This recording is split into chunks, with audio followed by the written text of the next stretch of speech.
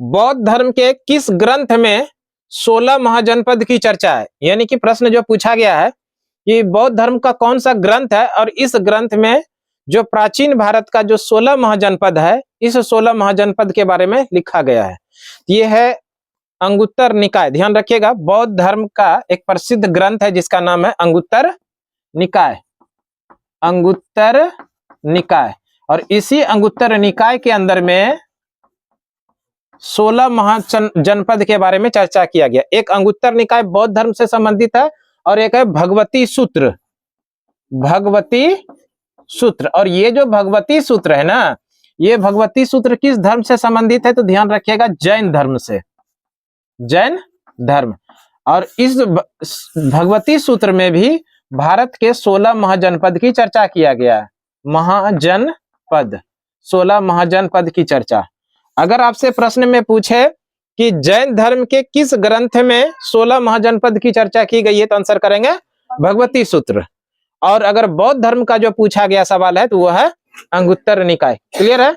16 महाजनपद, यानी कि प्राचीन काल में भारत 16 महाजनपद में विभाजित था। 16 महाजनपद। इस 16 महाजनपद में जो सबसे शक्तिशाली महाजनपद था वह था मगध। कौन सा था? मगध था, जो कि गंगा, सोन और पुनपुन नदी के संगम पे बसा हुआ था।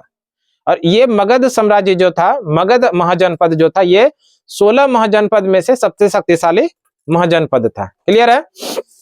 थोड़ा सा चर्चा कर लीजिए। अगर बौद्ध धर्म के बारे में बात किया है तो बौद्ध धर्म के जो संस्थापक हैं वो हैं गौतम बुद्ध। बौद्ध धर्म के संस्थापक कौन है? गौतम बुद्ध। जबकि जैन धर्म के संस्थापक कौन है? ऋषभदेव। जैन धर्म के संस्थापक कौन है? ऋषभदेव। और जैन धर्म के वास्तविक संस्थापक जो है वो है महावीर स्वामी। जैन धर्म में कुल मिला के 24 तीर्थंकर हुए। कितने? 24। जैन धर्म में 24 तीर्थंकर हुए। उन 24 तीर्थंकर में से पहले तीर्थंकर जो थे वो ऋषभदेव थे, जो कि जैन धर्म के संस्थापक माने जाते हैं। और जैन धर्म के 24वें वो अंतिम तीर्थंकर जो थे वो थे महावीर स्वामी, जो कि जैन धर्म का वास्तविक संस्थापक माना जाता है। इसी जैन धर्म का एक प्रसिद्ध ग्रंथ है भगवती सूत्र, और इस भगवती सूत्र में 16 महाजनपद की चर्चा किया गया है। उसी तरह से बौद्ध ग्रंथ जो अंगुत्तर निकाय है, इसमें 16 महाजनपद के बारे में चर्चा किया गया है।